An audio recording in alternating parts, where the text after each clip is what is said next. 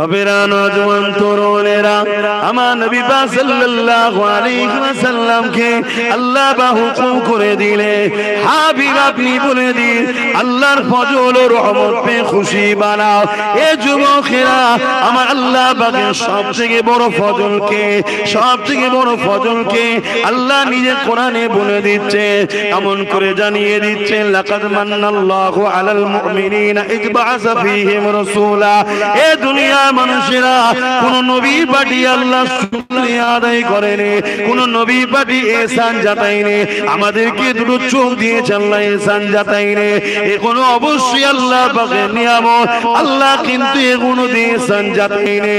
কিন্তু আমার রাসূলুল্লাহকে পাঠিয়ে আল্লাহ পাক কোরআনের মধ্যে জানিয়ে দিলে লাকাদ মান্নাল্লাহু আলাল মুমিনিনা ইয বাআসা ফীহিম রাসূলা।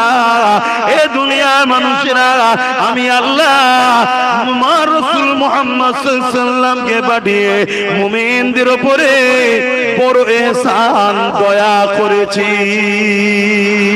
আরো জোরে বলুন সুবহান। আল্লাহ নিয়ামত পে আল্লাহর ফজল পে আমাদেরকে খুশি বানাতে হবে, এটা আল্লাহ পাকের হুকুম। আল্লাহ পাক দ্বিতীয় কি বললে অবির রহমতিহি রহমত পে খুশি বানাও। সূরা আম্বিয়ার মধ্যে আল্লাহ জানিয়ে দিলে ওয়া মা আরসালনাকা ইল্লা রাহমাতাল লিল আলামিন। এ দুনিয়া মানুষেরা আমি আমার হাবিবকে तमाम আলমের জন্য রহমত করে পাঠিয়েছি। আল্লাহ এক জায়গায় বললেন মুমিনদের জন্য হাবিবকে বড় পাঠিয়ে ihsan করেছে, নবী আমাদের জন্য সবচেয়ে বড় ফজল। দ্বিতীয় নম্বর হলো রহমাতাল লিল আলামিন। এই আল্লাহ বললে রহমত পে ফজল পে খুশি বানাও। আমরা যে মাসে নবী পেয়েছি এই মাসে বেশি বেশি করে ঈদে মিলাদুন নবীর আলোচনার মাহফিল করে আল্লাহর রহমত ও ফজলের খুশি বানা।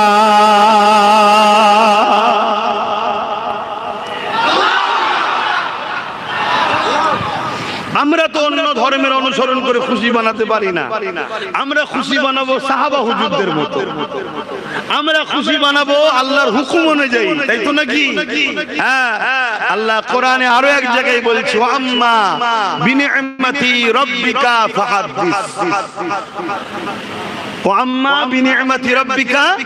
ফাহাদ্দিস। আমার আল্লাহ কোরআন পাকে জানাচ্ছে এ দুনিয়ার মানুষ আমার নিয়ামত পেয়ে খুব চর্চা করো, খুব আলোচনা করো আমার নিয়ামতের। জোরে বলুন সুবহান। বলেন আমার নবীর থেকে বড় নিয়ামত কিছু আছে? আল্লাহ নিজে বলছে আমার নিয়ামত পেয়ে তাহাদিস করো, খোলাসা আলোচনা করো, এলান করো, ঘোষণা করো, প্রচার করো। তাহলে যে মাসে নবী এসেছে এ মাসে নবীর আশার প্রচার হয়, আর সারা বছর নবীর বাকি লাইফ স্টাইলের প্রচার হয়। জোরে বলুন সুবহানাল্লাহ। সারা বছরটাও ঠিক, এ মাসেরটাও ঠিক, আমরা সবটাই নিয়ে চলি। কথা মাথায় ঢুকছে? তাই খবরদার এসব খপ্পরে যেন পড়ে যাবেন না, একটা ধোঁকা চলছে। বড় আফসোস লাগে ওই সকল ভাইকে দেখে যারা তাহাজ্জুদ পড়ে, ফজরের নামাজ শীতকালেও ছাড়ে না, বর্ষাও ছাড়ে না, কিন্তু হায় বদ আকীদার পাল্লায় পড়ে গুস্তাখে রাসূল হয়ে গেছে। এদেরকে দেখে বড় আফসোস লাগে। যত কিছু করার পরও তোমার জিন্দেগি বরবাদ, তোমার জিন্দেগি বরবাদ। আবার অনেকে বলে কে জান্নাত যাবে কে জাহান্নামে যাবে তো আল্লাহ জানে। তুমি কি করে জানলে? আজীব বিষয়। আরে আল্লাহ জানে এটা কোনো আশ্চর্যের বিষয়? বলুন আল্লাহ জানে এটা কোনো আশ্চর্যের বিষয়? আল্লাহ তো সবই জানে। কি গো আমাকে দাওয়াত করে ফেসে গেলেন নাকি? আলোচনা অসুবিধা হচ্ছে? একটু সরাসরি দেবেন। আপনার আমার বাপ কেন দাদু সমতুল্য লোক বসে আছে। আল্লাহ জানে এটা কোনো আশ্চর্যের বিষয় নয়। তো আল্লাহ তো জানবে স্বাভাবিক, কারণ তিনি স্রষ্টা, তিনি মালিক, তিনি জানবে না তো জানবে কে? কিন্তু তিনি আমাদেরকে কোরআনে নমুনা বলেছে না, বলেন যে এই এই এই এই কাজ করলে জান্নাতে, এই কাজ করলে জাহান্নামে। শুনছেন তো? ঠিক তেমনি আল্লাহ বলেছেন যাদের ঈমান নেই তারা জান্নাতে যাবে, তাই তো নাকি? কি বলেছে? ও যাবে না। তাহলে যেদিকে ঈমান না থাকে, অর্থাৎ কিভাবে ঈমান চলে যায়, সেই নগুলো কোরআনে আছে না নাই? আল্লাহর আইনের বিরুদ্ধে দাঁড়ালে ঈমান চলে যাবে। মানতে পারেননি আলাদা কথা, বিশ্বাস করতে হবে। কিছু বুঝতে পারলাম? একটা হলো পালন করা, আরেকটা অস্বীকার করা, আরেকটা মেনে নেওয়া। একটা লোক মেনেছে, পালন করেছে, 1 নম্বরের মুসলমান, জোরে বলুন সুবহানাল্লাহ। আরেকটা লোক মেনেছে কিন্তু পালন করতে পারে না, ও পাপী কিন্তু বেঈমান নয়। আরেকটা লোক মানে না, তাহলে এ তো ইসলামের মধ্যে নাই, এ তো শেষ। আমি দুটো ব্যক্তির নাম বলছি, মন দিয়ে শুনে। এক ব্যক্তির নাম হলো আব্দুল্লাহ ইবনে উবাই, আর এক ব্যক্তির নাম হলো আবু বকর সিদ্দিক। আব্দুল্লাহ ইবনে উবাইও নবীর হাতে হাত দিয়েছে, আবু বকর সিদ্দিকও নবীর হাতে হাত দিয়েছে। আব্দুল্লাহ ইবনে উবাইও নবীর পেছনে নামাজ পড়ছে, আবু বকর সিদ্দিকও নবীকে ইক্তেদা করে নামাজ পড়ছে। আব্দুল্লাহ ইবনে উবাইয়েরও মাথায় টুপি পাগড়ি রয়েছে, মুখে দাড়ি, পরনায় জুব্বা রয়েছে। আবু বকর সিদ্দিকেরও মুখে দাড়ি, মাথায় টুপি পাগড়ি, পরনায় জুব্বা রয়েছে। আমার রাসূলুল্লাহ হজে যাচ্ছে, আব্দুল্লাহ ইবনে উবাইও নবীর সাথে রয়েছে, আবু বকর সিদ্দিকও নবীর সাথে রয়েছে। আমার রাসূলুল্লাহ জিহাদে যাচ্ছে, আবু বকর সিদ্দিকও রয়েছে, আব্দুল্লাহ ইবনে উবাইও রয়েছে। আমার নবী পাকের সাথে রোজা রেখে দস্তরখানে বসে আব্দুল্লাহ ইবনে উবাইও রোজা খুলছে, আবু বকর সিদ্দিকও রোজা খুলছে। আমার নবী কোরআনের তালিম দিচ্ছে, ওই তালিম ওয়াজের মাহফিলে আবু বকর সিদ্দিকও বসে আছে, আব্দুল্লাহ ইবনে উবাইও বসে আছে। কিন্তু মনে রাখবেন, আবু বকর সিদ্দিককে আমার রাসূলুল্লাহ জান্নাতি ঘোষণা সার্টিফিকেট দিয়ে দিয়েছে, আর কোরআন আব্দুল্লাহ ইবনে উবাইকে জাহান্নামী ঘোষণা দিয়ে দিয়েছে। এর কারণটা কি? হযরত আবু বকর সিদ্দিক বলেছিলেন, ওর যা আছে আমি আবু বকরের তাই আছে, কিন্তু আমার যা আছে ওর তা নাই। কি ওর আছে আপনার নাই, আপনার আছে আপনার আছে ওর নাই। আবু বকর সিদ্দিক বলল, ওর নামাজ আছে আমারও আছে, ওর দাড়ি টুপি জুব্বা পাগড়ি আমারও আছে, ও রোজা রাখে আমিও রাখি, ও হজ করেছে আমিও করি, ও জিহাদে গেছে আমিও গেছি, ও রাসূলুল্লাহর মজলিসে বসে ওয়াজ শুনেছে আমিও শুনেছি। এই দিক দিয়ে ওর যা আছে আমারও তাই আছে, কিন্তু আমার সিনার মধ্যে মুহাম্মদ রাসূলের প্রেম ও আদব আছে। এটা আব্দুল্লাহ ইবনে উবাইয়ের না, ও ভেতরে রাসূল নিয়ে বুকস রেখেছে, দুশমনি রেখেছে, বাহ্যিক মহব্বত দেখায়, ভেতরে হুজুরের গুস্তাখি রেখেছে। এই জন্য আল্লাহ ওকে মুনাফিক জাহান্নামী, আর আমার ঈমানের কারণে আল্লাহ পাক জান্নাতি বানিয়েছে।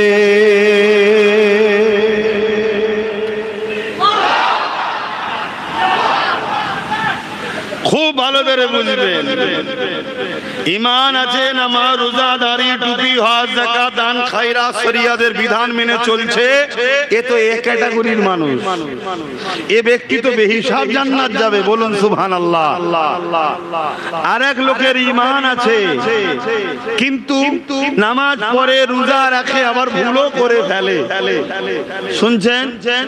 এ লোকটা আল্লাহ চাইলে মাফও হয়ে যেতে পারেন, তার বান্দা, সে বলেছে মাফ করে দিতে পারি, আমি বিছখানে কেন বাবা বড় হয়ে দাঁড়াবো। কিন্তু যদি আল্লাহ মাফ না করে, এই যে পাপগুলো করার জন্য আসামি জেল খাটবে, অর্থাৎ জাহান্নামে যাবে। যে পাপ করেছে এই পাপ মুছে যাওয়ার পর ঈমান থাকার জন্য আবার ফিরে জান্নাতে আসবে, জোরে বলুন সুবহানাল্লাহ। আরেকটা লোক দাড়ি টুপি নামাজ রোজা হজ যাকাত দান খায়রাত মসজিদ বানানো মাদ্রাসা বানানো সব আছে, কিন্তু ঈমান নাই। এ লোক জাহান্নামে ঢুকবে আর কোনোদিন বেরোবে না। তো এটা জাতিকে সজাগ করানোর জন্য বলা যাবে না? শুনছেন তো নাকি? এখন এই ওয়াজ করলে যারা ওই 3 নম্বর ক্যাটাগরির লোক, দেখতে মাখাল ফল, ভেতরটা যা বুঝতে পারছেন তো নাকি? চেহারা সুরাতে বড় বড় মুফতি লাগছে, চেহারা সুরাতে বড় আল্লামা, বড় মুহাদ্দিস, বড় মুসল্লি, কিন্তু ভেতরে গোস্তাখে রাসূল আছে। শুনছেন? বেটার বিয়ে দেয় 10 লক্ষ টাকা খরচ করে, 20 লক্ষ টাকা খরচ করে, লাইটিং করে, তখন ফতোয়াবাজি হয় না, হুজুরের আলোচনার মাহফিল হবে, একটু সাজাবে, আরে সব কোন বেদাত বেদাত চলবে না, বুঝতে পারছেন তো নাকি? তখন ফতোয়া দেয়। এটা কি দুঃখজনক নয়? কথা বলেন, দুঃখ না দুঃখ নয়? প্রত্যেকটা বাপ মাকে 3টে শিক্ষা বাচ্চাকে দিতেই হবে। রাসূলের হুকুম এটা, যদি দিতে না পারে ওই বাপ মা কিয়ামতের দিন আসামের কাঠগড়ায় উঠবে, ধরা পড়বে। নাম্বার 1 শিক্ষা নবীর প্রেম ও আদব। নাম্বার 2 আহলে রাসূলদের প্রেম ও আদব, আহলে বায়াতের প্রেম ও আদব। নাম্বার 3 কোরআনের শিক্ষা। এই 3টে শিক্ষা দিতেই হবে। তারপর আপনি ডাক্তার করবেন, জজ করবেন, উকিল করবেন, ডিএম করবেন, লিডার বানাবেন, নেতা বানাবেন। যদি বৈধ হবে সে চলে, ডাক্তার হয়ে যদি পেশেন্টকে ডাকাতি করে, কসাই টাইপের যদি না হয় যায়, পুলিশ হয়ে যদি ঘুষ না লাই যায়, জজ হয়ে যদি বেইনসাফি না করে যায়, নেতা হয়ে যদি মানুষের উপর জুলুম না করে, আর সে ছায়া পাবে। বলুন সুবহানাল্লাহ। কে বলেছে খারাপ? ভালো জিনিস। কিন্তু এই 3টে শিক্ষা দিতেই হবে। নাম্বার 1 কোনটা? বলুন বলুন বলুন বলুন। নাম্বার 1 কোনটা? নবীর প্রেম ও আদব। আচ্ছা, এই নাম্বার 1টা কি আমি বানাচ্ছি নাকি? না, রাসূল বলছে নবীর প্রেম ও আদব। নাম্বার 2 আলে বায়াতের প্রেম ও আদব। নাম্বার 3 কোরআনের শিক্ষা। এখন কারো মধ্যে আসতে পারে কোরআনকে 3 নম্বরে করে দিলেন, আমি কে করার? শরীয়ত কি আমার দাদর না আমার বাপের? যেমন খুশি সেজে দেবো?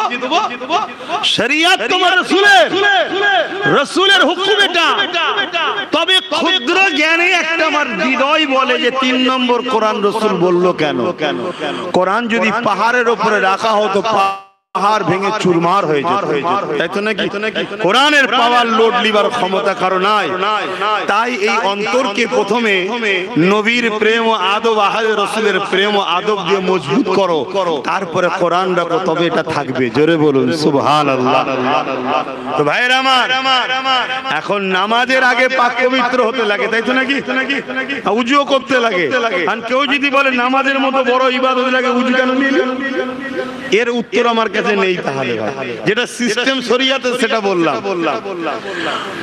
তাহলে আমার রাসূল পাক সাল্লাল্লাহু আলাইহি সাল্লাম তিনি আগমন করেছিলেন, সেই আগমনের আলোচনাতে মাহফিলে আমরা শুনে খুশি হই, তাই বলা হয় ঈদে মিলাদুন নবী।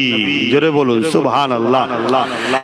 এবার আসুন আমার নবী পাকের ঈদে মিলাদুন নবী, আল্লাহ নবী কি করেছে একটু আলোচনা করা যাক। এ যুবকেরা, আমার নবী পাকের মিলাদ নবী নিজে বানিয়েছে, অর্থাৎ মিলাদের স্মৃতি নবী নিজে বানিয়েছে।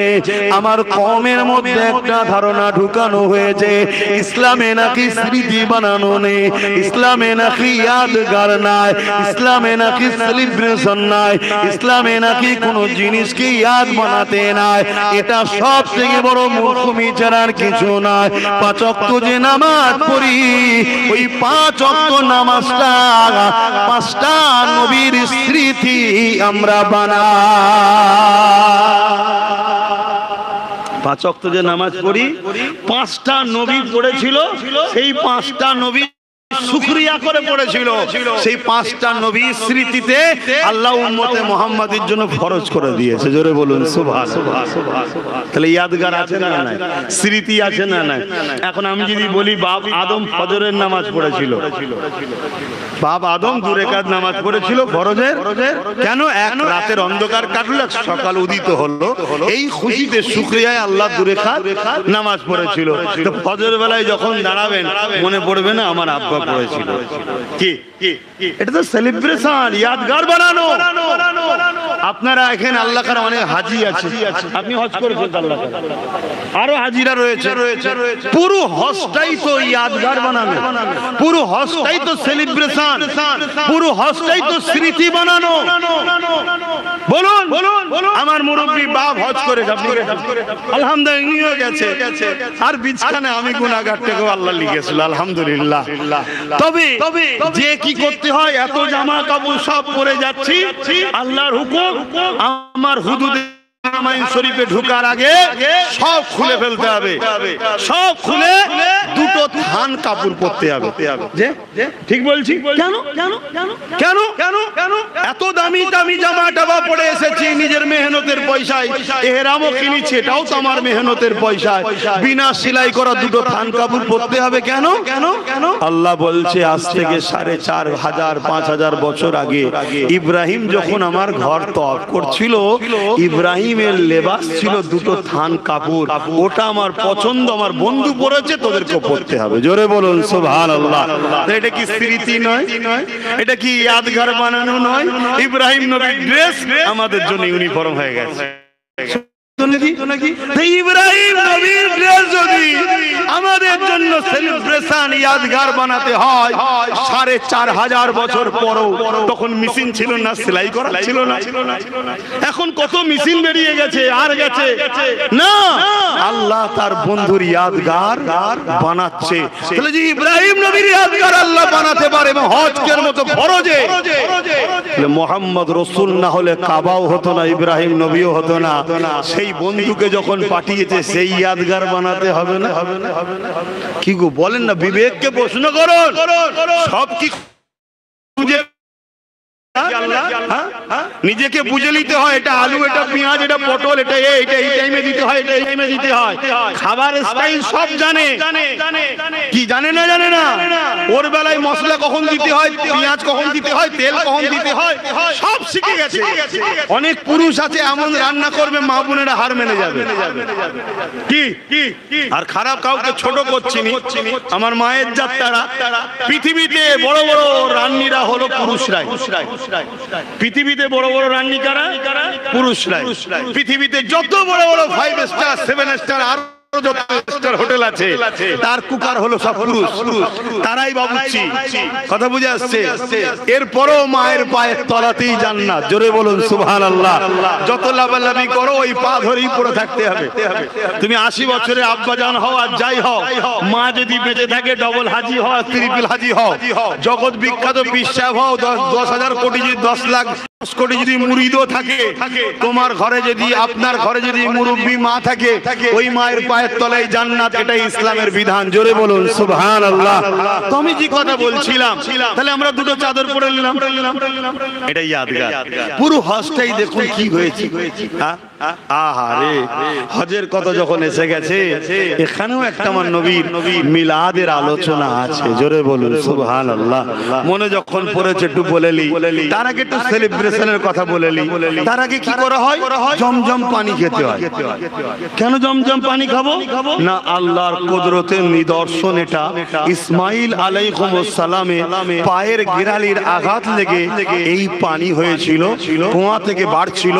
আম্মা হাজেরা বলেছিল জমজম, অর্থাৎ থাম থাম, বড় হয়ে যাচ্ছিল, সেই থেকে নাম হয়ে গেল জমজম পানি। আমার রাসূল পাক সাল্লাল্লাহু আলাইহি ওয়াসাল্লাম যখন হজ করতে গেলেন, যে ওই জমজম পানি যখন খাচ্ছেন, দাঁড়িয়ে দাঁড়িয়ে পান করছেন। সাহাবা হুজুররা জিজ্ঞেস করছেন, হুজুর এই পানি দাঁড়িয়ে পান করছেন কেন? আমার নবী বললেন, ইসমাইলের আদবের মর্যাদা সম্মানে আমি দাঁড়িয়ে পান করছি। জোরে বলুন সুবহানাল্লাহ। ওখানে কি ইসমাইল নবী ছিলেন তখন? তাহলে এখান থেকে আমরা দাঁড়িয়ে নবী বললে সমস্যা কিসের? এগুলো ভাবতে হবে, ঝগড়া করার জিনিস নয়, এগুলো প্রেমের জিনিস।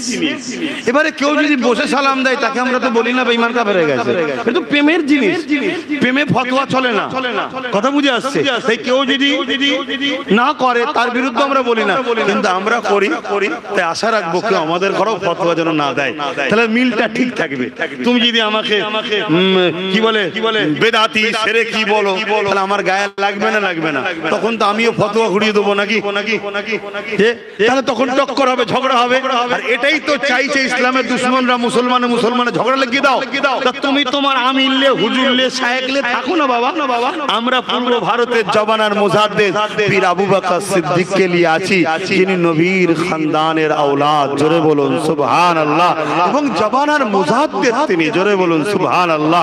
তো যাক, আমি যে কথা বলছিলাম, তারপরে কি করতে হয়? সাফা মারওয়ায় সাই করতে হয়। সাফা মারওয়ায় সাই কি বলেন না? আপনি সাফা মারওয়ায় ছুটেছেন? আব্বা আপনি ছুটেছেন? আমিও ছুটেছি।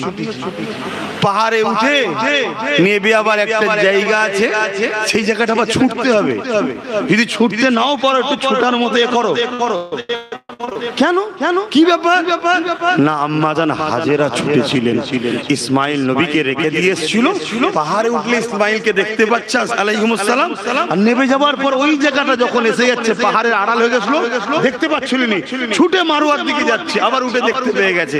এই যে পানি সব জানেন তো আপনারা। তা আল্লাহ, আম্মা হাজেরা তো মহিলা ছিলেন, তা আমার মায়েরা নাই হজ করতে গেলে ছুটান মহিলা তাসাব্বা করবে, আমরা তো পুরুষ মানুষ, আমরা ছুটবো কেন? আল্লাহ বলছে অত কথা নয়, আমার পিয়ারা বান্দি ছুটেছে, আমার পিয়ারা বান্দার জন্য ওই ইয়াদটা তোরা করে যা, ওইটা করে যা। এখানে বাচ্চা এনেছিস কি হয়েছে না হয়েছে অত জানতে হবে না, আমার বন্ধুর ইয়াদগার নিয়ে যা। জোরে বলুন সুবহানাল্লাহ। এই সব স্মৃতিগুলো আল্লাহ রেখেছে কেন? এইগুলো বানানো হবে ওই ওয়াকিয়া যুগ ধরে পৃথিবীর মানুষকে আল্লাহ জানাতে চাইছে। জোরে বলুন সুবহানাল্লাহ। তাহলে আমার নবীর ইয়াদ বানাবো না? কথা বলেন।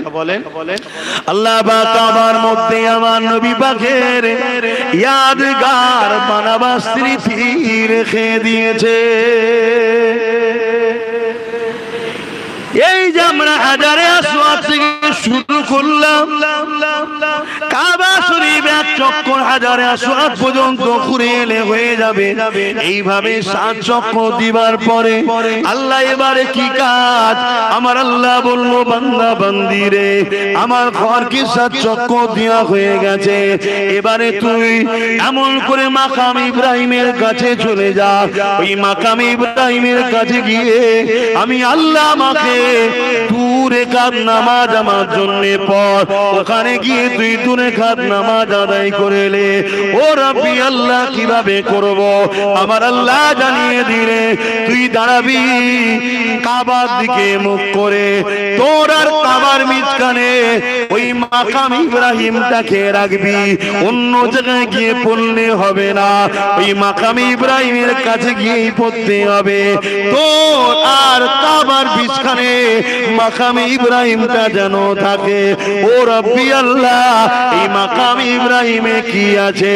এই মাকাম ইব্রাহিমে একটা পাথর রয়েছে, ওই পাথরে ইব্রাহিম আলাইহিস সালামের পায়ের ছাপ রয়েছে। আল্লাহ পাক দুনিয়ার উলামারা আমাদেরকে পীরের কদম মুসি করতে নিষেধ করেছে, মা বাপের পায়ে ঠোঁট দিয়ে চুমা দিতে নিষেধ করেছে, কেননা করলে নাকি শিরক হয়ে যাবে বলে। আর এখানে ইব্রাহিমের পায়ের ছাপ রয়েছে যে পাথরে, সেই পাথরকে সামনে রেখে কাবাকে কিবলা বানিয়ে আপনাকে সিজদা করতে আপনি বলছেন, কি রহস্য রয়েছে?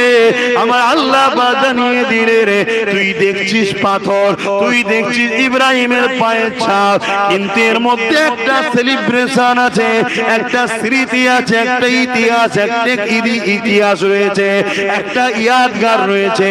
আমি আল্লাহ কিয়ামত পর্যন্ত যত হাজি আসবে, এই পাথরের ইয়াদগারটা আমি বানাবো। ও রাব্বি আল্লাহ, কি ইতিহাস রয়েছে একটু যদি জানাতেন, আল্লাহ পাক জানিয়ে দিলে। তোরা কি জানিস না? আমার কোরআন খুলে দেখেলে, আমার ইব্রাহিম যখন ঘর বানালো, ওই ঘর কমপ্লিট হয়ে যাবার পর আমার ইব্রাহিম আমার কাছে মজুরি চেয়েছিল, আমার কাছে দোয়া চেয়েছিল, হে আল্লাহ ঘর বানিয়ে দিলাম, এবারে আপনি আমাকে পারিশ্রমটা দেন, আমি যে হুকুমে তামিল করলাম ঘর বানালাম, মজুরিটা দেন।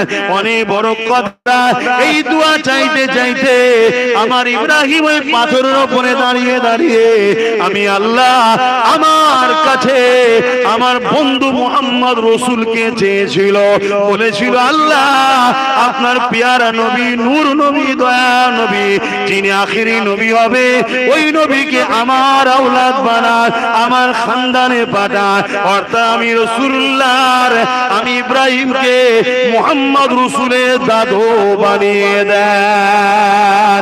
এই যে নবীর আগমন বিষয় আলোচনা, একই বলা হয় মিলাদের আলোচনা।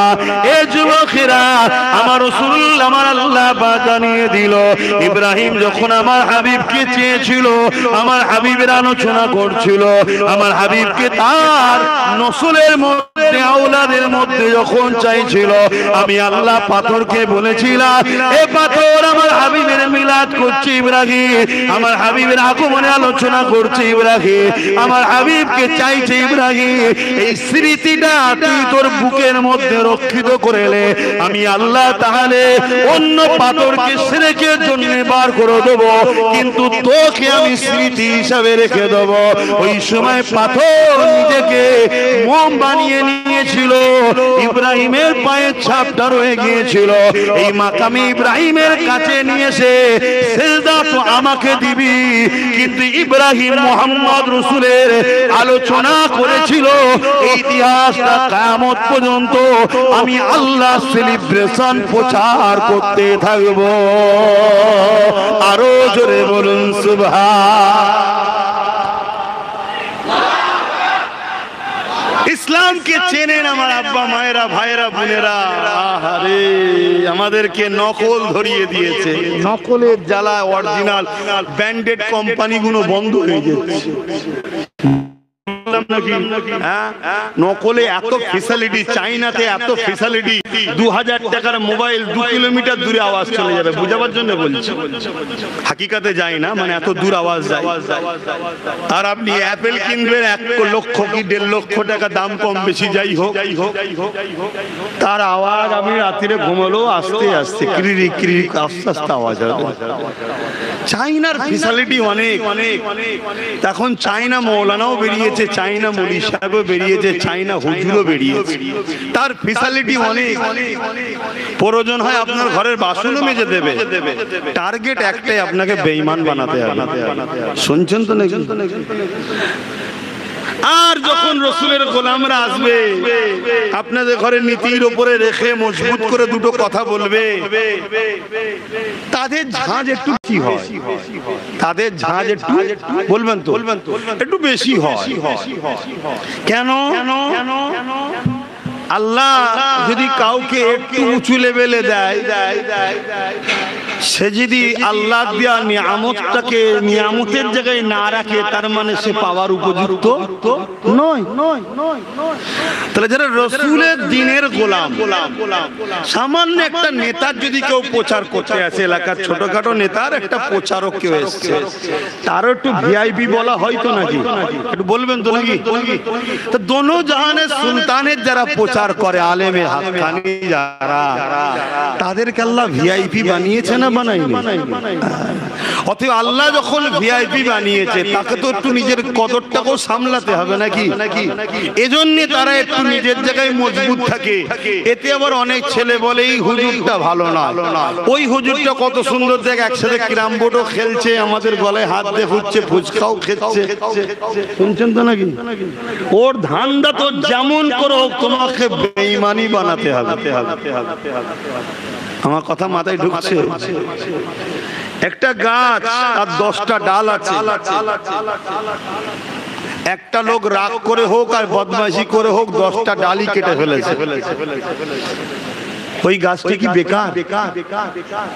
কথা বলো। দেরি হলেও কিন্তু আবার ডাল পাতা গজাবে। কেন গজাবে ভাই? ওর মূলটা এখনো ঠিক আছে। আরেকটা লোক 20টা ডাল আছে রেখে দিয়েছে, কিন্তু মূল বুড়া যে মেন শেকড় মূলটা কেটে দিয়েছে। এই গাছটার আর কোনো দিন বাঁচবে থাকবে? কেন ভাই? ও মূল কেটে দিয়েছে। এই 10টা ডাল হলো নামাজ, রোজা, হজ, যাকাত, দাড়ি, টুপি। কেউ যদি না করে বদমাইশি করছে, কিন্তু একদিন ও যদি মূল থাকে ও নামাজি হবে, হাজি হবে, জাকিরিন হবে, আল্লাহ ওয়ালা।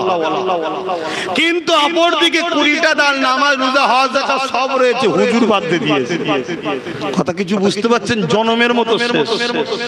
এই জন্য বারবার বলছি, পুরো পৃথিবী নিয়ে একটাই ইখতিলাফ চলছে আমার নবীকে নিয়ে। মিডিয়া খুলে দেখুন না, কে বলছে ঈদে মিলাদুন নবী চলবে না, কে বলছে মরে গেছে, কে বলছে আমাদের মতো, কে বলছে শাফাত করতে পারবে না, কে ইত্যাদি ইত্যাদি, শুধু নবীর বিষয়ে খিসারা, নবীর বিষয়ে। এবারে বলুন, সেই নবীর হয়ে বলাতে আপনাদের কি আপত্তি হচ্ছে? যদি আপত্তি হয় তাহলে জানতে হবে আপনারও সমস্যা আছে। যারা নবীর বিরুদ্ধে বলে তাদের বিরুদ্ধে আপনাদের বলতে মন যায় না, রাসূলুল্লাহর পক্ষে যারা বলে তাদের বিরোধী করতে যদি মন যায় তাহলে জানতে হবে কোনো সমস্যা আছে। আর এগুলো করাচ্ছে কারা? ইসলামের দুশমন যারা, তারা। কেন? তারা দেখেছে বদরে 313 জনে জিতে গেছে, তারা দেখেছে মুসাইলামাতুল কাযযাব 90,000, আবু বকর সিদ্দিক 10,000 জিতে গেছে, তারা দেখেছে গরিবে নওয়াজ একা কামিয়াবি হয়েছে, জোরে বলুন সুবহানাল্লাহ। তারা দেখেছে চিঙ্গিস খান মিটেছে, তারা দেখেছে হালাকু খান মিটেছে। যুগে যুগে যখনই বিজয় আমরা হয়েছি, সংখ্যা কিন্তু আমাদের কম ছিল। পাওয়ার সর্বসময় জালিমদের হাতেই ছিল, অস্ত্র তাদেরই ছিল, লোকবল তাদেরই ছিল। এরপরও বিজয় উম্মতে মুহাম্মাদেরই হয়েছে। তাই তারা রিসার্চ করছে যে কোন কারণে এরা জিতছে। পারমাণবিক বোম থাকার পরও এরা বলছে বোমকে ভয় করিনি। কোন কারণে? তারা রিসার্চ করে দেখছে এদের হৃদয়ে সবুজ গম্বুজ আলার মহব্বত ও আদব, যেটা ঈমান, এই ঈমানের পাওয়ার এদেরকে জিতায়। জোরে বলুন সুবহানাল্লাহ। অর্থাৎ যেটাকে আমরা বাংলাতে বলি আল্লাহর রহমতে জিতেছে, তাই তো নাকি? আল্লাহর দয়াতে জিতেছে, আল্লাহর দয়ায় বেঁচে গেছে, আল্লাহর রহমতে বেঁচে গেছে, বলি তো নাকি? আল্লাহর রহমত ও দয়াটা কি বলবেন? একটু আগেই তো বললাম, ওমা আরসালনাকা ইল্লা রাহমাতাল লিল আলামিন। আল্লাহর দয়া রহমতটা হলো পাইকারে মুহাম্মদ রাসূল। জোরে বলুন সুবহানাল্লাহ। অর্থাৎ যার এখানে হুজুর আছে সে দুনিয়াতেও বেঁচেছে, আখিরাতেও বেঁচে গেছে। আর যার হুজুর নেই, হতে পারে সে পৃথিবীর বড় সুপার পাওয়ার, হতে পারে তার একটা উঙ্গলি ইশারায় হয়তো অর্ধেক পৃথিবীতে বোম্বিং চার্জ হয়ে যাবে, এত পাওয়ার হতে পারে। হতে পারে তার এক ডাকে কয়েক কোটি লোক জড়ো হয়ে যেতে পারে, হতে পারে। কিন্তু হুজুর যদি না থাকে তার কোনো দাম মনে থাকবে। ভিড় বেশি হওয়াটাই হক না হকের পার্থক্য নয়। হক না হকের পার্থক্য করতে গেলে আপনারা তো বেশিরভাগ মানুষ মানে শোনার কাজ করেন না এলাকায়। একটু হাঁকি না বলেন না রে বাবা, না রাগ হয়ে গেল আমার উপরে? আমি কি কিছু ভুল ডোজ দিয়ে ফেললাম নাকি? হ্যাঁ কি গো মাই গলা ভাই, ডোজ কি ভুল হয়ে গেছে নাকি?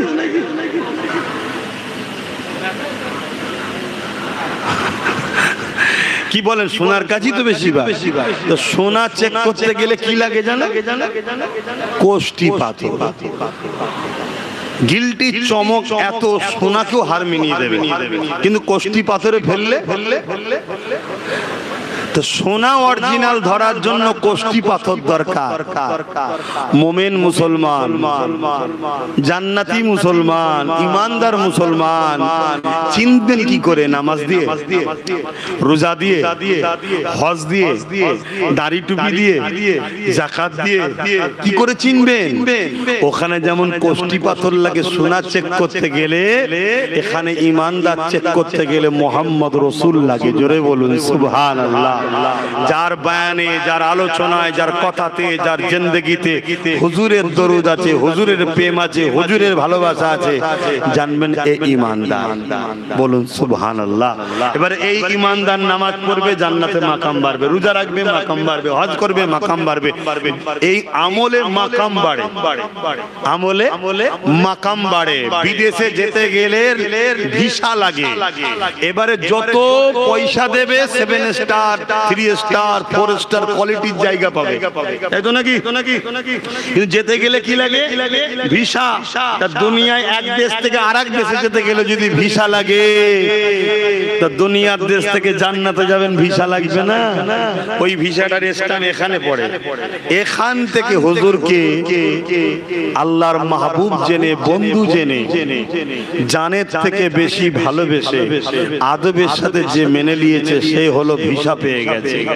এবারে এর কাজ, এ যত নিজেকে গুছবে, নামাজ, রোজা, হজ, যাকাত, দান, খায়রাত, তত ভিআইপি ক্যাটাগরিতে যাবে জান্নাতে। জোরে বলুন সুবহানাল্লাহ। আর বদমাইশি করেছে, অনেক ধাক্কা ধুক্কি হবে, ঠিকভাবে না গেলে ওই ফুটপাতে যে বসে যা, ঠেলাঠুলি দুনিয়ায় হয় না? গাড়ির পয়সা না ভাড়া দিলে হেঁটে হেঁটে যা, দুনিয়ায় হয় না? তা আমল কম, ধাক্কা খেতে হবে। কিন্তু আসল যেতে গেলে জান্নাতের দেশে কি বলে, ভিসাটা লাগবে। ভিসা হুজুরের প্রেম ও আদর। জানি না আমার বাপ সমতুল্য, দাদু সমতুল্য মুরব্বীরাও বসে আছেন, যুবকরাও বসে আছেন, আর বেশি দূর তো ঘর নয় আমার। কিছু কথা আলোচনা করলাম, আপনারা আমার কথা বুঝতে পারছেন তো? অসুবিধা হচ্ছে না? এবারে চলে আসুন, আমার নবী পাক নিজের মিলাদের স্মৃতি বানিয়েছে। বলেছিলাম পৃথিবীতে কার ক্ষমতা আছে নবী মিলাদের মাহফিলকে অস্বীকার করতে পারে? আমার নবী পাক প্রতি সোমবার দিন রোজা রাখতেন। সাহাবা হুজুররা বলতে লাগলেন, ইয়া রাসূলুল্লাহ, হাবিবাল্লাহ, এই সোমবার দিন আপনি কেন রোজা রাখেন? আল্লাহ নবী বলেছিলেন, এ বাবা সাহাবারা, এই সোমবার দিনেতে আমি রাসূলুল্লাহ আমার মিলাদ হয়েছিল, আমি নবী আগমন করেছিলাম, এই জন্য আমি শুকরিয়ায় রোজা রাখি। শুধু এটা নয়, আল্লাহ নবী 40 বছর বয়সে নবুয়াতের এলানের পরে কত জায়গায় মলম লাগাবো, এই যে 40 বছর, এই একটা আমাদের সমাজের সমস্যা আছে। শুনছেন তো? আমাদের সমাজে একটা সমস্যা আছে। আমি ঝগড়া করছি না, আমি সঠিকটা জানাচ্ছি। আল্লাহ আজি সব ভাইয়েরা ভুলে আছে, হেদায়েত দেন, বলুন আমিন। সাধারণ মানুষকে তো শিখানো হচ্ছে ভুলটা। 40 বছর বয়সে নাকি নবী নবুয়াত পেয়েছে, তার আগে নাকি নবী ছিল না। বলুন নাউজুবিল্লাহ। আমার নবী 40 বছর বয়সে নবুয়াত পায়নি, আর নবী হয়নি। আমার নবী 40 বছর বয়সে নবুয়াতের এলান করেছে, ঘোষণা দিয়েছে, হ্যাঁ আমি মুহাম্মদ আল্লাহর রাসূল। ঘোষণাটা দিয়েছে, এলান দিয়েছে, আসো বায়াত হও, মেনে নাও। কথা বুঝা? এই কাজ, ডিউটিটা শুরু করেছে। কিন্তু কেউ যদি ধারণা করে যে নবী 40 বছর বয়সে নবী হয়েছে, নবুয়াত পেয়েছে, ঈমান থাকবে না। আল্লাহ আমাদেরকে ঈমান হেফাজত করে, বলুন আমিন। বাবেরা, নওজওয়ানেরা 40 বছর বয়সে আল্লাহ নবী নবুয়াতের এলানের পরে নবী আমার নিজে বকরি জবাই করে, শোনেন, বকরি জবাই করে খানা করে সাহাবা হুজুরদিগকে মিলাদের খুশির খানা খাইয়েছে। এ যুবকেরা, তরুণেরা, এ নবী পাকের প্রেমিকেরা, সেই নবী এই মাসে এসেছিলেন। এই আমরা আহলুস সুন্নাত ওয়াল জামাতের মানুষেরা সাহাবাদের দেখানো স্টাইলে আমরা এলাকার মানুষ একত্রিত হই, উলামাদেরকে বলি, তিনারা এসে আমার নবী পাকের সুশুবল আলোচনা শোনায়, আমরা নবীর গোলাম গুলো শুনি, বড় আনন্দ খুশি প্রকাশ করে। এই আনন্দ খুশি প্রকাশ যারা করে, আল্লাহ নবী কি জানিয়েছে, ওয়াজাবাত লাহু শাফাতি, আমি নবীর শাফাত তারা পেয়ে যাবে। এ যুবকেরা কারো ধারণা হতে পারে নবীর শাফাত কি করে পাবে বলছে, এখানে তো অনেক গুনাহগার রয়েছে, অনেক গান শুনে সিনেমা দেখে মদ খায় বদমাইশি করে অন্যায় করে, এরাও তো ছুটে যায়, এরা কি করে শাফাত পাবে? ইতিহাস কি পড়েন এই জমিনের উপরে এমন লোক ছিল যারা মদ খেতো শরাব পান করত, আমার আল্লাহ আজ তাকে পরিবর্তন করে দিয়ে জগৎ বিখ্যাত ওলি বানিয়ে দিয়েছে, নাম জিনার বিশার হাফিজ। শুনেছেন তো নাকি? জগৎ বিখ্যাত ওলি হয়ে গেছে। আমার ভাই বোন একটু ভুল করেছে, হুজুরের মিলাদের ওসিলায় আল্লাহ চাইলে নসিবকে চমকে দিতে পারে, তওবা করার সুযোগ দেবে, পরিবর্তন হয়ে যাবে। ওলি যদি হতেন পারে জান্নাত যাবার উপযুক্ত হয়ে যেতে পারে। জোরে বলুন সুবহানাল্লাহ। কথা মাথায় ঢুকছে? বানাবেটা কে? আল্লাহ। বানাবেটা কে? জুড়ে চক্রান্ত চলছে উম্মতে মুহাম্মাদীকে মুহাম্মদ রাসূলের থেকে সরিয়ে দাও। সমাজে ফিরিতে বই বিতরণ হচ্ছে, ওই বই পড়তে পড়তে দেখা যাচ্ছে ওই বইতে লেখা আছে কিয়ামতের দিন মুহাম্মদ রাসূলও ভেলভাল করে তাকিয়ে থাকবে, নফসি নফসি করবে। আর ঈসা রূহুল্লাহ হুজুরের বেলায় হচ্ছে সবাই জান্নাতি হয়ে যাবে। তাহলে আমার ঘরে সাধারণ ছেলেটা প্যান্ট শার্ট পরা দাড়ি চাঁদা ছেলেটা গুনার পূজাটা নিয়ে যখন এই বাংলা বইটা পড়বে, সেই বইতে লেখা আছে মুহাম্মদ রাসূল কিয়ামতের দিনে কিছু করতে পারবে না, তিনি নিজে নফসি নফসি করবে, আর ঈশার মাননেওয়ালারা সব জান্নাতি হবে। আমার ঘরের যুবক ছেলেটা সেও জানে ঈশাও নবী, মুহাম্মদ রাসূল নবী, সে কেন ঈশা নবীর দিকে যাবে না? এটা একটা পরিকল্পনা চলছে, মুসলমানকে খ্রিস্টান বানিয়ে দাও, মুসলমানকে ইহুদি বানিয়ে দাও, মুসলমানকে অন্যদিকে নিয়ে চলে যাও, এটা একটা ষড়যন্ত্র চলতে লেগেছে। তাই বলে দিয়ে যা, শুনে রেখে দাও, কিয়ামতের দিনের বাদশা হলেন মুহাম্মাদুর রাসূল। নবী যাকে ইশারা করবে আমার আল্লাহ তাকে জান্নাতি করে দেবে। হাত্তাকে আমার নবী যতক্ষণ পর্যন্ত আল্লাহ পাকের কাছে ফরিয়াদ করবে ততক্ষণ পর্যন্ত বিচার শুরু হবে না। সমস্ত নবীর জুতা মোবারক আমার চোখের উপরে থাকো, মাথার উপরে থাকো, কোন নবীর সঙ্গে বিয়াদবি করলে কাফের হয়ে যাবে।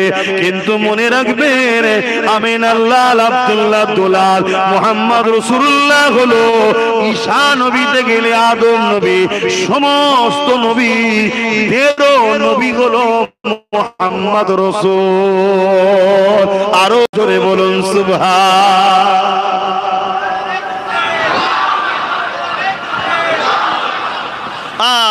বলুন আমি ভুল কিছু আলোচনা করছি?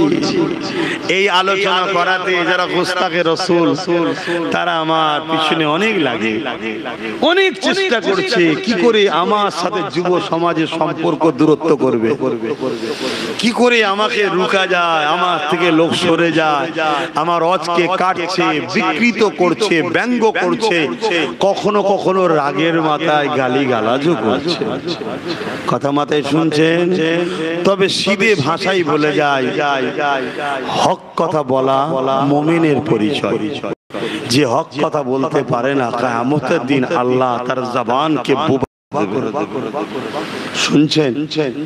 অতএব মুমিনকে যেমন মুমিন বলি, মুসলমানকে যেমন মুসলমান বলি, অমুসলিমকে যেমন অমুসলিম বলি, ঠিক তেমন গোস্তাকে রাসূলকে কাফেরও বলি। কথা বুঝে আসছে? মুনাফিককে মুনাফিক বলি, আর মুনাফিকের ঠিকানা জাহান্নামের সব থেকে নিকৃষ্ট জায়গা, এবং মুনাফিকদের চেহারাকে আল্লাহ বিকৃত করে দেবে, কুকুর বানাবে, খিঞ্জিল বানাবে, বিভিন্ন বিভিন্ন সূরা বিকৃত করে এইভাবে তাদেরকে জাহান্নামে ঢুকাবে। কোন মুসলমান যদি নবীর মিলাদ ও নবীর বিরোধী করে ধ্বংস করতে চায় এবং হুজুরের দ্বীনের বিরোধী করে, তাহলে জানতে হবে সে মুসলিম সূরাতে নামটাও মুসলমান হতে পারে কিন্তু সে মুনাফিক। আর মুনাফিকের ঠিকানা সবথেকে কঠিন, শুধু জাহান্নাম বললে হবে না আব্বা, সবথেকে কঠিন জাহান্নাম।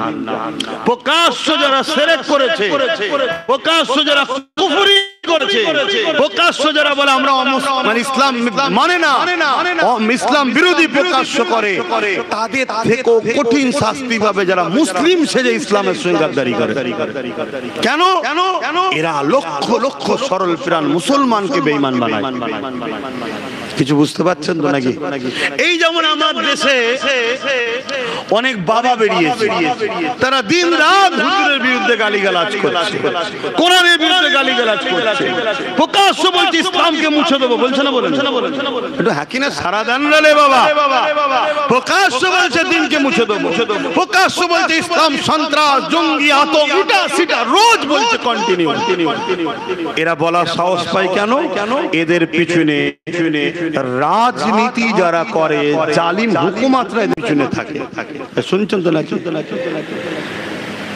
এজন্য এরা তো সাহস পায়। আর আমরা যখন রাসূল দাঁড়িয়ে বলবো যে অন্য কোন ধর্মের বিরুদ্ধে আমরা বলি না, যার ধর্ম তার কাছে, কিন্তু আমার রাসূলের বিরুদ্ধে যে বলবে সে মানবরূপী পশু, সে জাহান্নামের কুকুর, তখন দেখবেন তারা আমাদের পিছনে লেগে যাবে, আমাদের নামে মামলা দেবে, জুলুম করবে, অত্যাচার করবে, গালিগালাজ করবে, বাপ তুলে মা তুলে গাল দেবে। শুনছেন তো নাকি? কেন? তারা পিছনে শাসকের ক্ষমতা আছে। শুনছেন তো নাকি? এটা কি আবার রাজনীতি হচ্ছে না? তো মানে বলেও শান্তি নেই, অজকরেও এমন ভাবে উম্মতকে গুমরাহ করছে। এই উম্মতেরই উলামার একটা অংশ, উম্মত আজকে প্যারালাইসিস রোগীর মতো হয়ে গেছে। রাজনীতির কথা বললেই উম্মতকে অমনি কোণঠাসা করে দেওয়া হচ্ছে। কেন? তোমার রাসূল কি রাজনীতি শিখায়নি? কথা বলো, ইসলামের রাজনীতি আছে হ্যাঁ কি না? ইসলামের রাজনীতিটা কেমন? ইসলামের রাজনীতি জুলুমকে খতম করে মানুষকে ইনসাফ দাও, এটা হলো ইসলামের রাজনীতি। যদি এই রাজনীতি ভারত বাংলায় না চলে তাহলে কি চলবে?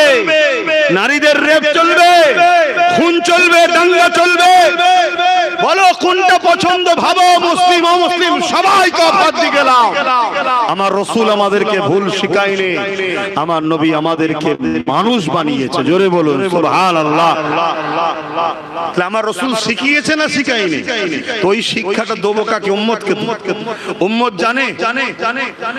জানে যে একটা নেতাকে তুমি ভোট দিলে, সাপোর্ট করলে, আর সেই নেতা সুদ খায়, ঘুষ খায়, মদের আড্ডা তৈরি করে, মেলা দেয়, নারীদের ইজ্জত লোটে, জুলুম করে, এতিমের মাল ঝেড়ে খায়, লোকের তেরপল চুরি করে, ঘর ঝেড়ে খায়, গরিবের ঘর না দেওয়ার চামচাকে ঘর দেয়। তুমি জানো এই নেতাকে ভোট দেওয়ার জন্য তুমি এর সাথে জাহান্নামে যাবে? শুনছেন না? শুনুন, এই কথাটা শিখাবে কারা? এই কথা কি নবীর ওয়ারিসদের দায়িত্ব নয়? কিন্তু 50,000 আলেম বলেন সেটা তাদের ব্যাপার। ভুল করছে কি ঠিক করছে আল্লাহর কাছে জবাব দেবে। একজন যদি কেউ কি 100 জন যদি কেউ বলে, তারা কি অপরাধ করে ফেললো নাকি ভাই? এটা আওয়াজ দিয়ে বলবেন, অপরাধ করে ফেললো? বলবে হুজুরের ছেলে এনেছো জলসাতে রাজনীতির কথা বলছে। আহারে, তাহলে তো কারবালার হজ করা যাবে না। কারবালার হজ করতে গেলে তো রাজনীতি ভেসে আসবে। কেন? একদিকে ছিল জালিম শাসক এজিদ, আর একদিকে ছিল নবী নওয়াসা, জুলুমকে খতম করে মানুষকে বাঁচাবার চেষ্টা। অবশ্যই হোসেন পাকের কোন গদির লোক ছিল না, নাউজুবিল্লাহ। কেউ ধারণা করলে ইমানের ক্ষতি হবে, কেন উনি আহলে বায়াত। শুনছেন? আর আল্লাহ সাক্ষী রেখে বলছি, অনেক মিডিয়া অনেক কিছু প্রচার করছে আমার সম্বন্ধে, আলাদা কথা। আল্লাহর জাত পাকের কসম করে বলছি, সেই হোসেন হুজুরের গোলাম হিসাবে বলছি, তানাদের বাড়ির পাহারাদার নকার হিসাবে বলছি, আমার কোন গদির নেশা নয়, আমার নেশা একটাই, জুলুমকে খতম করা হোক, নাইকে জিন্দা করা হোক। কথা বুঝে আসছে? এই রাস্তা আমার হোসাইন হুজুর আমাদেরকে দেখিয়েছে। আজকেও এজিদ আছে না নাই? আজকেও নমরুদ, আজকেও সাদ্দাত, আবু জেহেল আছে না নাই? তাদের বিরুদ্ধে আমার মুসলিম উম্মাহ চলে যাচ্ছে, এই পক্ষে গিয়ে মসজিদে গিয়ে সিজদা দিচ্ছে, হজ করে এসে জালিম নেতার পিছনে ঘুরছে, নামাজ পড়ে জালিম নেতার পিছনে ঘুরছে, কি বলে রোজা রেখে জালিম নেতার পিছনে ঘুরছে। শোনেন, জুলুম করা জুলুমকে সাপোর্ট করা এক, জুলুম করা জুলুমকে সাপোর্ট করা এক। কোন জুলুম জালিম নেতা মসজিদ ভাঙবে, মাদ্রাসা ভাঙবে, কবরস্থান ভাঙবে, মাদ্রাসার শিক্ষা বন্ধ করে দেবে, মাদ্রাসার নিয়োগ বন্ধ করে দেবে, মাদ্রাসার পরীক্ষা বন্ধ করে দেবে, মাদ্রাসাগুলোকে বোল্ডোজার দিয়ে ভাঙবে, মাদ্রাসা কি বলে ছাত্রগুলোকে বার করে দেবে, এমন করে মসজিদের নামে কেস করবে, মাদ্রাসার উপরে জুলুম অত্যাচার, মসজিদের উপর জুলুম অত্যাচার করবে, বা আল্লাহর সৃষ্টি মুসলিম হোক হিন্দু হোক কারোর উপরে জুলুম করবে। আপনি যদি তাকে সাপোর্ট করে শক্তিশালী করেন, আপনি সাপোর্ট করে শক্তিশালী করেছেন, আপনার লিয়া শক্তিতেও জুলুম করছে, ও জুলুম করে জাহান্নামে যাবে, সাপোর্ট করার জন্য জাহান্নামে যেতে হবে। এই কথাটা কি আমার নবীর উম্মতকে শিখাবো? এরপরে যদি কারো মনে হয় জানার পরে ধর আব্বাস সিদ্দিকীর কথা বাদ দে, আমি যাব, সেটা সে জবাব দেবে, কিন্তু আমার ডিউটি তো আছে, মানুষ ভুল করছে বলা দরকার। আমি তো চোখের সামনে দেখতে পাচ্ছি আজকের দিনে সবথেকে বড় পাপ আমার নবীর উম্মতেরা যেটা করছে সেটা হলো হকুন নাস করছে, বান্দার হক মারছে।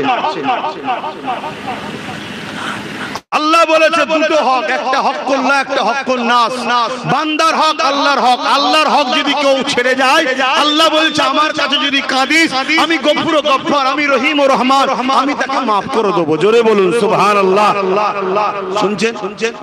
কিন্তু বান্দার হক যদি কেউ ছাড়িস, আমি maaf করব না, যতক্ষণ না সেই বান্দা maaf করে। আপনি কারো কাছ থেকে 1000 নিলেন, 2000 নিয়ে আপনি নিজেকে বিক্রি করলেন, এই 1000 2000টা আপনাকে সে দিল কি করে? হাজার হাজার বান্দার হক ঝেড়ে আপনাকে দিচ্ছে।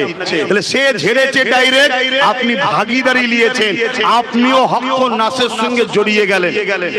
শুনছেন তো নাকি? এবারে আব্বাস সিদ্দিকীর কথা তো রেকর্ড হচ্ছে, যদি মনে হয় এই জুলুমের বিরুদ্ধে বলা যাবে না, এই হক নাসের কি বলে মানুষের উপর যে জুলুম হচ্ছে, হক নাস নিয়ে বলা যাবে না, জালিমদের বিরুদ্ধে বলা যাবে না, তাহলে আমি সেই উলামাদের কাছে বসে শিখতে চাই। আমাকে বলুন না যেগুলো বলা যাবে না, আমি তাহলে শিখে নেব। আর যদি বলেন যে না, অবশ্যই বলতে হবে, কেন হকুল্লাহতে ভুল হলে তবু আল্লাহ না ছাড় দেবে, বান্দার হক মেরে নিলে আল্লাহ ছাড় দেবে না। শুনছো নাকি? এই সমাজে বহুত এমন ছেলে আছে পেটের জ্বালায় বাইরের রাজ্যে কাজ করতে গেছে, বাড়িতে হয়তো একটাই ছেলে ইনকাম করছে, একটাই, গরিব মানুষ, তাকে মেরে দিয়েছে। তাহলে পুরো পরিবারটা শেষ হলো না হলো না? বলুন, শেষ হলো না হলো না? ও মুসলমান কি হিন্দু আমি দেখার দরকার নেই, আমি এতটুকু জানি আল্লাহর সৃষ্টি হ্যাঁ কি না। তাহলে এই যে আল্লাহর সৃষ্টির উপরে জুলুম হচ্ছে, এই জুলুমকে খতম করার জন্য লড়াই করা, এটার নাম ইসলাম। তাহলে সেই ইসলামের কথাটা শিখাবে কারা?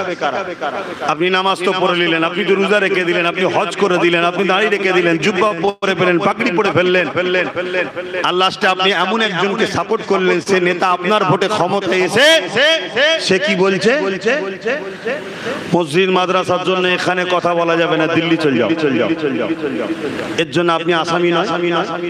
কি গো বলেন, আমার কথা উত্তর দেন, আসামি হ্যাঁ কি না? এখন কথাটা তো তার নয়, প্রত্যেকটা তার সাপোর্টারেরই কথা এটা।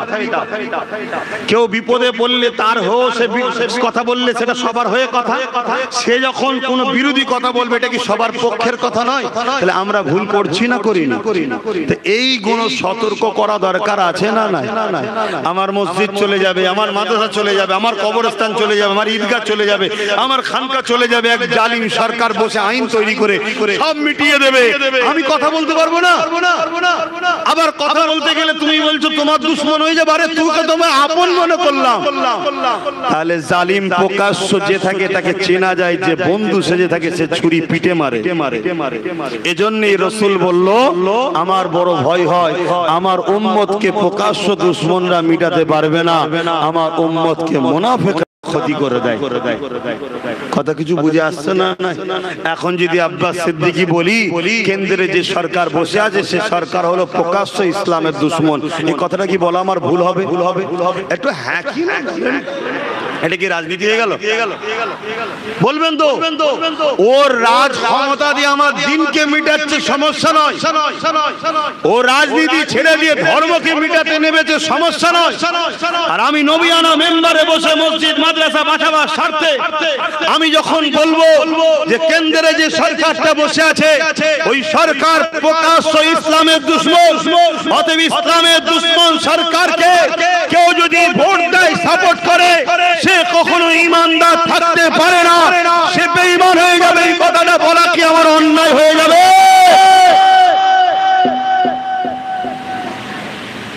আওয়াজ দিয়ে বলুন। এইটুকু তো কমন জ্ঞান ইসলাম সম্বন্ধে জানেন আপনারা, ঠিক তেমনি তারপরে যদি আমি বলি যে আমার রাজ্যে যে সরকারটা আছে এই সরকারটা হলো বন্ধু সেজে দুশমন অর্থাৎ মুনাফিক, এটা কি বলা ভুল হয়ে যাবে? কেন এ বন্ধু সেজে দুশমন, ও প্রকাশ্য আর এ বন্ধু সেজে দুশমন। ঘুমটা দিয়ে আমাদের ইফতারে এসেছে, খেয়েছে, উঠা বসা করেছে, আমাদের সব নিয়েছে, নিয়ে এখন বলছে ও মসজিদ ভাঙছে ভাঙুক, ওর বিরুদ্ধে করা যাবে না, ও মাদ্রাসা ভাঙছে ভাঙুক, ওর বিরোধী করা যাবে না। তাহলে বলুন এটাকে কি বলা হয়? বন্ধু সেজে দুশমন। থেকে আরবিতে কি বলে? মুনাফিক। এই মুনাফিককে সাপোর্ট করা যাবে? এই জোরে বলুন, উম্মতে মুহাম্মাদীকে জিজ্ঞেস করছি, সাপোর্ট করা যাবে? একেও সাপোর্ট করা চলবে না, হারাম। আর এই শরীয়তের আইনটাকে কেউ লঙ্ঘন করে কোন মুসলমান যদি আবার ফতোয়াবাজি করে তাহলে জানতে হবে সে আল্লাহর বিধানের সঙ্গে টক্কর নিল, তাহলে সেও তখন ঈমান হারা হয়ে মুনাফিক হবে। কথা মাথায় ঢুকছে? আর একটা ছোট্ট কথা বলি, এটা হাদিস শরীফ বলছি, শুনছেন তো নাকি? না মন খারাপ হয়ে গেল? ও হুজুর, ভাইজান, বাবাজি সব ঠিক ছিল, এ কেমন হয়ে গেল? আনবেন না, দরকার নেই জলসা। ও আম্মা বিনিআমাতি রাব্বিকা ফাহাদ্দিস, জলসার দরকার নেই। রিজিকের মালিক আল্লাহ। রিজিকের মালিক কে? অহংকার নয়, রিজিকের মালিক কে? জলসা করলেই খেতে হবে এমনটা নয়। আমার আল্লাহ মায়ের পেটে আমাকে খাইয়েছে। যখন আমি দুনিয়ায় এসেছিলাম প্রায় 10-12 বছর 15 বছর কোনো ইনকাম করতে জানতাম না, আল্লাহ খাইয়েছে, মা বাপ নয়, আল্লাহ খাইয়েছে। কথা বুঝে আসছে? আর এতগুলো লোক জলসা করেন না, আল্লাহ আপনাদেরকে খাওয়ায়। সেই আল্লাহ আব্বাস সিদ্দিকীকে বিনা জলসাতে খাওয়াতে পারে। কথা শুনছেন? আর যদি মনে করেন যে না এনেছি, তাহলে বাপ আমার লক্ষ্য হবে দুটো, এক অন্যায়কে মিটাও, অন্যায় থেকে দূরে থাকো, আর ন্যায় করো, ন্যায়কে প্রতিষ্ঠিত করো। এটাই কোরআনের হুকুম। কুনতুম খায়রা উম্মাতিন উখরিজাত লিন-নাস তা'মুরুনা বিল মা'রুফ ওয়া তানহাউনা আনিল মুনকার। আল্লাহ কোরআনে বলছে, কোরআন আল্লাহর কথা, অস্বীকার করলে তো ঈমান চলে যাবে। আমি তোমাদেরকে শ্রেষ্ঠ উম্মত করেছি, তোমাদের কাজ দুটো, অন্যায় করো না, অন্যায়কে মিটিয়ে দাও, ভালো করো, ভালো সাথ দাও। জোরে বলুন সুবহানাল্লাহ। কথা শুনছেন তো নাকি? তো ভাইরা আমার, আল্লাহর নবী কি বললেন? আল্লাহর নবী আমাদেরকে বাঁচিয়ে দিয়েছেন, আল্লাহর নবী আমাদেরকে বাঁচিয়ে দিয়েছেন। না আল্লাহ নবী যদি হাদিসটা না বলতেন, এই কোরআনের আয়াত অনুযায়ী আমি আপনি পুরো ফেঁসে যেতাম। কিরম ফাঁসতাম? অন্যায় দেখলে মিটাতেই হবে। শুনছেন তো নাকি? তাতে জান যায়, জান চলে যাচ্ছে। কিন্তু রাসূলুল্লাহ আমাদের জন্য একটু হালকা করে দিয়েছে। কুরবান জাকামেন আল্লাহ হুজুরের কদমে আমাদের জানমাল। আল্লাহর নবী কি বললেন? আল্লাহর নবী বললেন অন্যায় দেখলে হাত দিয়ে রোকো। অন্যায় দেখলে বলুন বলুন বলুন বলুন বলুন হাত দিয়ে রোকো। দ্বিতীয় নম্বর, যদি হাতে রুখতে না পারো তাহলে মুখ দিয়ে প্রতিবাদ করো। কি দিয়ে প্রতিবাদ করো? মুখ দিয়ে। যদি মুখেও প্রতিবাদ করার ক্ষমতা না থাকে, রাসূল পাক বললেন অন্যায়কে ঘৃণা করে তার থেকে দূরে দূরে দূরে সরে যাও।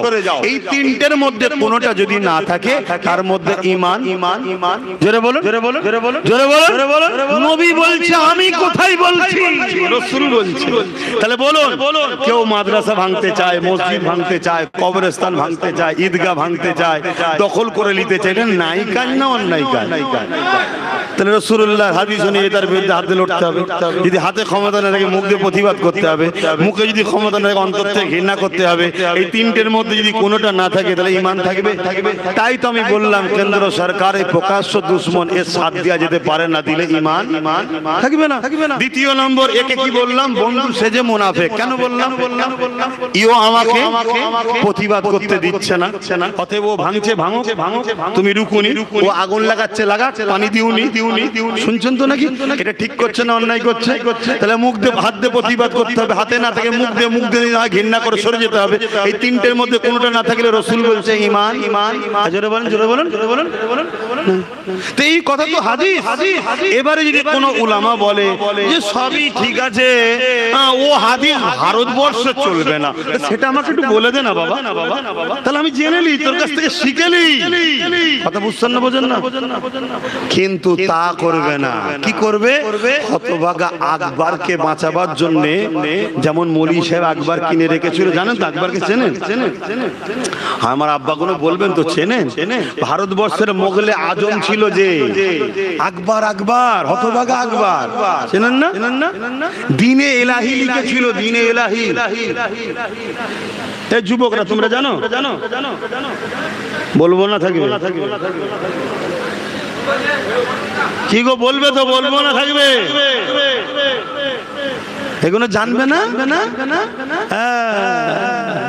হতভাগা আকবর ভারতবর্ষের মুগলে আজম বলা হতো, বিশাল বড় বাদশা ছিল। সে কি করলো? ক্ষমতার জোরে একটা কিতাব লিখতে চাইলে কোরআনের বিরুদ্ধে। যেমন আজকে আমাদের সরকার বলল কোরআন শেষ হয়ে যাবে, উন্নতি শেষ হবে না। এটা কি কোরআনের পক্ষে কথা না বিরুদ্ধে?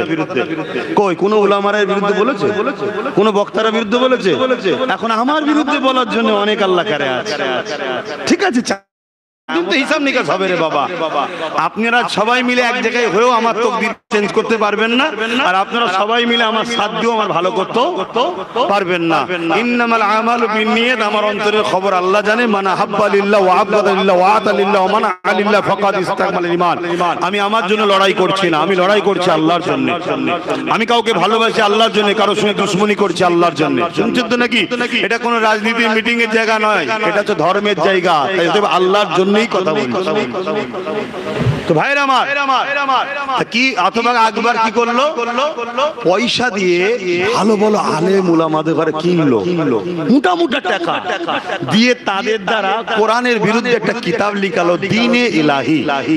ওই কিতাবটাকে অনেক উপরে একটা গাছের উপরে বেঁধে দিল লাল কাপড় দিয়ে, অনেক বড় কথা। সকালে সবাই এসে দেখলো একটা দুটো করে লোক বাড়ছে, ভিড় বাড়ছে। তারপর আকবর চলে এলো, বাদশা চলে এলো। এই নাবাও, কি ব্যাপার? খুলে দেখছে একটা কিতাব আরবিতে লেখা আছে। বলছে এটা আসমান থেকে আকবরের উপরে এসেছে। বলুন নাউজুবিল্লাহ। আরে জোরে বলবেন না? এইবারে সাধারণ খেটে খাওয়া সরল প্রাণ মুসলমান যারা, এটা কি করে হয়, এটা কি করে হয়? আকবর তার মিলিটারি দিয়ে ফোর্স দিয়ে কিছুকে গুলি টুলি করে তৎকালীন সময় যা ছিল মেরে ধরে ঠাবলা। কিন্তু তারপরও কজনকে মারবে ভাই? বিদ্রোহ বেড়ে যাচ্ছে, বিদ্রোহ বেড়ে যাচ্ছে। তখন আকবর ওই ভাড়াটিয়া মৌলী সাহেবদের ঘরে না বলো, তোমরা নেবে যাও, তোমরা বুঝাও লোককে। তারা সব বড় বড় বয়ান করতে গেল। হ্যাঁ, সুলতানের উপরে যে বাদশা হয় তার উপরে আল্লাহর পক্ষ থেকে আসতে পারে। হ্যাঁ, অনেক কিছু, এক কোরআন থাকলে যে আরেকটা আসলে কোনো অসুবিধা আছে, এভাবে নানান দিক দিয়ে ঘুরিয়ে পিছিয়ে সাধারণ মানুষের কাছে আকবরের দ্বীনে ইলাহিকে খাওয়াতে গেল। কারা খাওয়াচ্ছে বলবেন তো? কারা খাওয়াচ্ছে? প্যান্ট শার্ট পরা দাঁড়িয়েদাগুলো, প্যান্ট শার্ট পরা দাঁড়িয়েদা নিজে জাহান্নামে যায়, আর মৌলী সাহেব পুরো সমাজকে নিয়ে জাহান্নামে ঢোকে। যদি খারাপ হয়ে যায়, ঘোলা হয়ে গেল, এই কথা কি খারাপ হয়ে গেল নাকি আবার? আমি একটু ডাইরেক্ট বলে ফেলি বলে একটু সমস্যা, একটু ঘুরিয়ে সরল ভাষায় যদি বলতাম মিষ্টি কথায়, তাহলে বলতো না হুজুরটা ঠিক আছে। খুব সমস্যা। তো ভাইরা মুজাদ্দেদ আল-পেসানি হুজুরের কানে খবরটা গেল। চেনেন মুজাদ্দেদ আল-পেসানি আকবরের বিরুদ্ধে দাঁড়িয়ে গেল, বিদ্রোহ শুরু করলো, বিশাল বিদ্রোহ শুরু করলো। ওই সব ভাড়াটিয়া উলামারা তখন কি বলতে লেগেছে জানেন?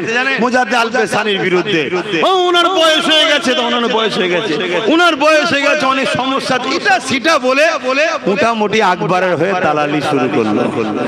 কিন্তু শতশেষ রেজাল্ট কি হলো? শতশেষ রেজাল্ট কি হলো? মুজাদ্দেদ আল-পেসানিকেই আল্লাহ বিজয় দান করলো। জোরে বলুন সুবহানাল্লাহ। আকবরকে আল্লাহ জনমের মতো জাহান্নামে পিটিয়ে দিয়েছে। শুনছেন তো নাকি? কেন কোরআনের বিরুদ্ধে কেউ থাকলে সে জান্নাতে যাবে না জাহান্নামে? জোরে বলেন। এবারে কেউ যদি বলে ওটা তো আল্লাহ জানে, আল্লাহই তো বলেছে আমার কিতাবকে অস্বীকারী জাহান্নামী। শুনছেন তো নাকি? হ্যাঁ, অতএব আল্লাহর কথা কি আপনার বিশ্বাস নয়? এগুলো বুঝতে হবে। তো যাক, আমি বললাম, আপনাদের কাছে চিনালাম, ইসলামের দুশমনদেরকেও জানালাম, মুসলিম সুরাতে দুশমন জানালাম, প্রকাশ্য কেন্দ্র সরকার যে ইসলামের দুশমন সেটাও জানালাম, আর আমার রাজ্যে যিনি বন্ধু সেজে ঘুমটা দিয়ে মুনাফেক আছে উনাকেও চিনালাম। এবারে নেবেন কোনটা, কি করবেন সবটা আপনার ব্যাপার। শুনছেন তো নাকি? এবারে যদি বলেন ও আপনাকে দাওয়াত করব না, আরে আমি আপনার দাওয়াতের আশায় বসে নেই। আল্লাহ আমাকে মেম্বার দিয়েছে, মাইক দিয়েছে, আপনাদেরকে এনে দিয়েছে, আমাকে বলেছে বল বল বল বল। খোদার বিনা হুকুম ছাড়া গাছের পাতা লড়ানো তো আমার গলাতে আওয়াজ বেরোয় কি করে? আমি বলে দিই। এবার আমার আল্লাহকে খুশি করার জন্য আমাকে বলতে হবে। এতে আমার কে দুশমন হবে, কে বন্ধু হবে, কে কি হবে, ওসব আমার দেখার সময় নেই। কেন আমি আমার উপকার করতে পারি না, আমি আমার কোনো ভালো করতে পারবো না। আমার সবকিছু ফয়সালা আমার স্রষ্টার হাতে আছে। আমার তকদিরে তিনি যা লিখে রেখেছে সেটা ঘটবে। ওলি আমার টেনশন করে লাভ নেই, ওলি আমার ভেবেও লাভ নেই।